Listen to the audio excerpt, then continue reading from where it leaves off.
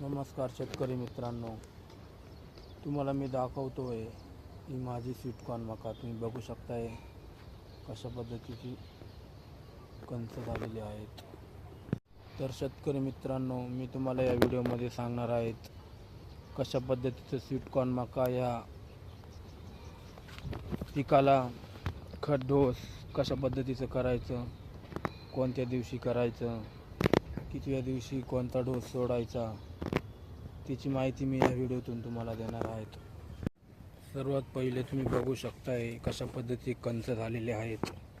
दोन कंच काही ठिकाणी झालेले आहेत.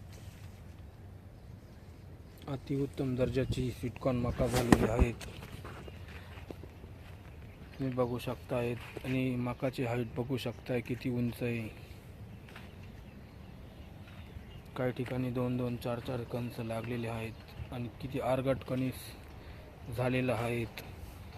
आणि मी कशा पद्धतीची थेअरी वापरली आहे त्या प्लॉटला हे तुम्हाला सांगणार आहेत या व्हिडिओतून.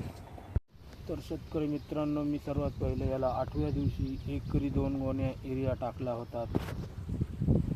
त्यानंतर मी सेकंड डोस याला टाकला होता, हा 15-15 RCFचं 15-15 टाकलं होतं. आणि RCFचा 15-15 नंतर 15-15 हे मी 25व्या दिवशी टाकलं होतं. आणि 15-15 डोस टाकल्यानंतर तिसरा डोस मी याला 40 ते 45 दिवसाच्या दरम्यान 10-26च्या 2 बॅग टाकल्या होत्या एकरी. तुम्ही बघू शकताय एका झाडाला 2-2 कणीस माजलेले झालेले आहेत. आणि कशा पद्धतीचे उत्तम दर्जाचे दोन्ही कणीस ही 1 नंबर मालातच जातील. बिट्टी राहणार नाही. हे दोन्ही कणीसची हार्वेस्टिंग होऊन जाईल. तुम्ही बघू शकता अशा पद्धतीची स्वीटकॉर्न मका ही झालेली आहेत माझी. मित्रांनो, आज तारीख आहे 12 ऑगस्ट 2024 आणि आजचं स्वीटकॉर्नचं मार्केट हे चालू आहेत 18 ते 20 रुपये. नाशिक मार्केट, नाशिकला अशा पद्धती मार्केट चालू आहेत.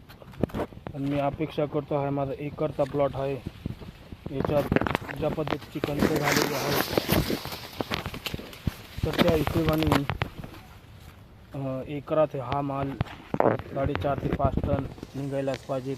आणि वैरणचं मार्केट आता सध्याच्या कंडिशनला 2000 ते 1800 रुपये टन आहेत. वैरण ही 7-8 टन निघेल, कारण का वैरण खूप उंच झालेली आहे. तुम्ही बघू शकतायत खूप मोठं झाड झालेलं आहे. तर अशा पद्धतीचं मी नियोजन पद्धत केलेली आहे स्वीटकॉर्न मकाला. तुम्ही अशी थेरी वापरू शकताय, कंच चांगले होतील. स्वीटकॉर्न मका हे परवडणारं पीक आहे. तुम्ही बघू शकतायत 2-2.5 महिन्यात निघून जातं हे पीक. अशा पद्धतीची मी थेरी वापरलेली आहेत. तुम्हाला व्हिडिओ चांगला वाटला असेल तर लाईक आणि सबस्क्राईब जरूर करा. धन्यवाद शेतकरी मित्रांनो.